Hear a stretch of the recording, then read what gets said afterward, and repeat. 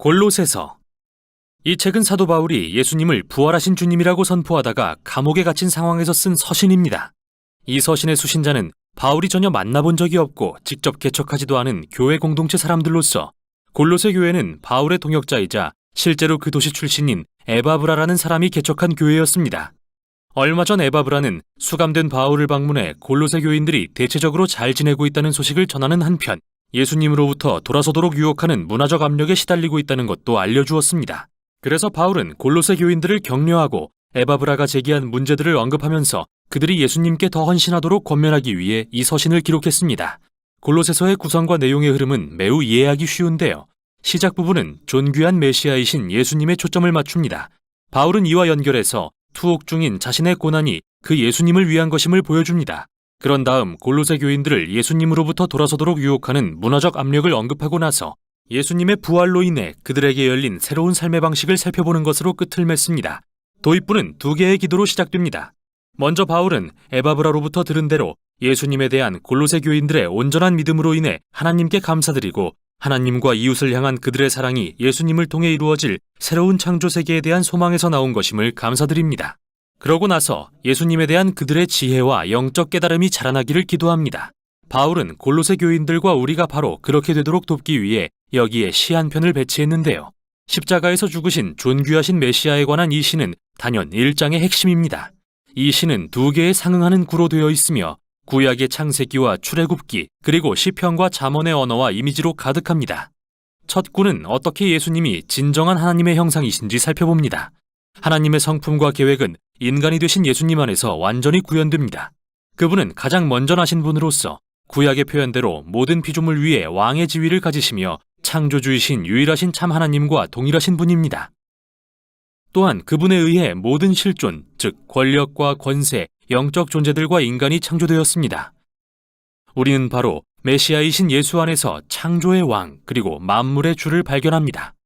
두 번째 구에서 우리는 그분이 또한 새 창조를 이루시는 분이라는 것을 발견합니다. 그분은 새로운 몸의 머리로서 이 몸은 예수님의 백성인 새 인류를 가리키며 부활하신 그분의 존재는 그들의 원형이 되셨습니다. 그분 안에 하나님의 영광스러운 성전의 임재가 머무릅니다. 그래서 하나님은 바로 예수님의 죽음과 부활을 통해 땅에 있는 인간이든 하늘에 있는 영적 존재든 만물이 자신과 화목해지도록 하셨습니다. 참으로 훌륭한 시인데요. 바울은 서신의 나머지 부분에서 이 시를 계속 인용할 것입니다. 먼저 그는 이 시에 담긴 진리가 투옥된 자신의 고난의 경험을 어떻게 바꾸어 놓는지 보여줍니다. 지금 그는 그리스 로마 세계에 예수님이 부활하신 주요 만인의 왕이라고 선포했다는 죄로 처벌받고 있습니다. 따라서 그는 실제로 자신의 고난이 패배의 흔적이 아니라 예수님이 사랑의 행위로서 감당하신 고난에 동참하는 방법이라고 생각합니다. 그래서 그의 역경은 사실 기뻐할 이유가 되죠. 그는 이스라엘의 부활하신 메시아가 새로운 다민족 가족을 창조하고 계신다는 놀라운 소식을 위해 감옥에 갇혀 있습니다. 그뿐만 아니라 하나님의 영광이 예수님 안에 머무신 것처럼 예수님도 그분의 다민족 가족 안에 머무십니다. 또는 바울의 말대로 메시아는 우리 안에 계시는 영광의 소망입니다. 이제 바울은 골로새 교인들을 예수님으로부터 돌아서도록 유혹하는 문화적 압력에 대해 언급합니다. 그들은 신비주의적 다신론과 토라의 율법을 준수하라는 두 가지 요구가 혼합된 문화적 압력에 시달리고 있었습니다. 골로새의 새로운 그리스도인들은 삶의 각기 다른 영역을 지배하는 그리스와 로마의 다양한 신을 숭배하며 자란 사람들입니다. 그래서 많은 이들이 예수님을 자신들이 숭배하는 또 하나의 신 정도로 여겼죠.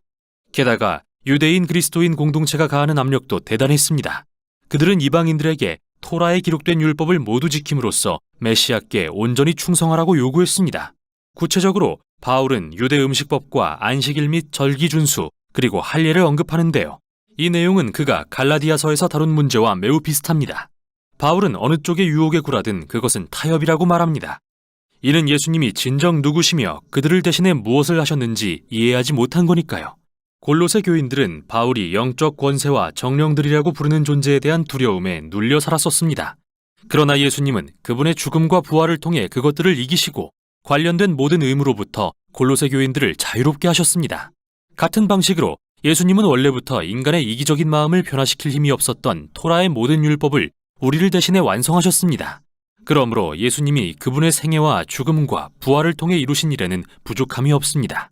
그 일은 우리가 율법을 따름으로써 보충할 필요가 없습니다.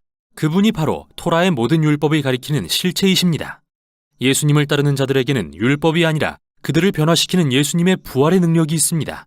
이어서 바울은 그 능력에 대해 살핍니다. 예수님을 따른다는 것은 그분의 새 인류가 되는 것을 의미합니다. 그들의 생명이 이제 예수님의 부활 생명과 하나 되었기 때문이죠.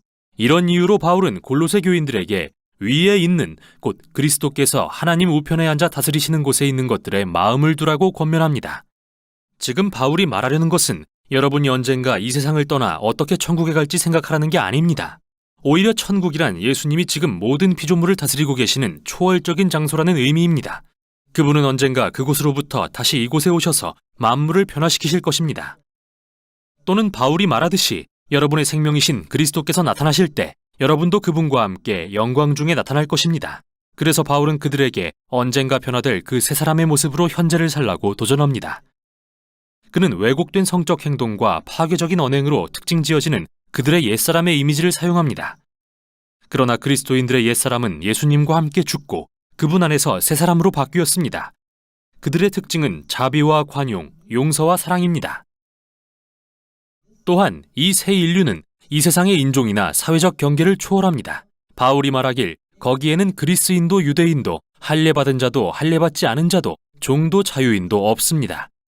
그리스도만이 모든 것이며 모든 사람 안에 계십니다. 그런 다음 바울은 골로새 교인들에게 아주 실제적인 예로서 이 새 인류의 가정이 1세기 로마 사회에서 어떤 모습이어야 하는지 보여줍니다. 당시의 가정은 가장이 아내와 자녀 그리고 노예의 생사에 대해 절대 권력을 행사하는 매우 권위적인 제도였는데요. 그리스도인의 가정은 다릅니다. 이들의 주인은 부활하신 예수님이십니다. 그래서 주님 안에서 아내는 남편이 그녀를 책임지도록 허락하고 남편은 아내를 사랑하고 아내의 행복을 최우선으로 여김으로써 예수님께 복종합니다. 예수님이 주인이신 가정에서 자녀는 물건 취급을 받아서는 안 되나 그들 역시 성숙하고 공손해야 하죠. 그리고 부모는 그들의 자녀를 인내와 헤아림으로 양육해야 합니다. 그리스도인 노예는 인간인 자기 주인을 존경해야 합니다. 왜냐하면 그들의 진정한 주인은 예수님이기 때문입니다. 그리고 노예들을 거스리는 그리스도인은 그들이 자기 재산이 아니라 존중하고 사랑으로 품어야 할 예수님의 몸된 지체라는 사실을 깨달아야 합니다. 여기서 바울은 매우 조심스럽게 로마의 가장 기초적인 제도를 자기 희생의 사랑으로 통치하시는 예수님을 기준 삼아 변혁하려 하고 있습니다. 그가 로마의 가정 구조를 전면적으로 폐지하려는 것은 아닙니다. 하지만 존귀하신 메시아는 골로새 교인들이 당시 로마인들의 인식을 뛰어넘는 수준으로 변화되기를 요구하고 계십니다. 이 점은 이 서신의 결론에서 가장 선명하게 드러나는데요. 바울은 기도 요청을 한 다음 그리스도인 노예와 주인의 덕목에 대한 가르침을 실제 상황에 적용합니다. 우리는 두기고가 이 서신을 골로새 교회에 전달하고 읽어주었다는 걸 보게 되는데 그와 동행한 오네시모라는 사람은 빌레몬이라는 한 골로새 교인의 노예였습니다. 바울의 다른 서신인 빌레몬서를 보면 오네시모가 그의 주인인 빌레몬으로부터 도망쳤다는 이야기가 나오는데 그것은 감옥에 갈 만한 범죄였습니다.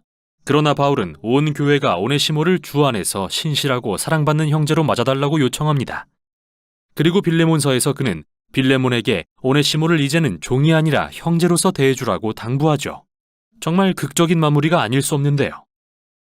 골로새서를 통해 바울은 우리의 삶에 부활하신 예수님의 사랑과 자유롭게 하는 통치가 관여하지 않는 영역이 하나도 없다는 사실을 보여주고 있습니다.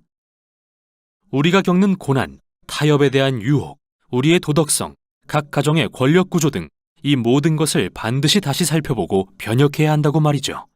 그는 마치 예수님이 죽음에서 부활하셨을 때 이미 새로운 창조 세계가 도래한 것처럼 현재를 살라고 우리를 초대합니다. 이게 바로 골로새서가 전하는 내용입니다.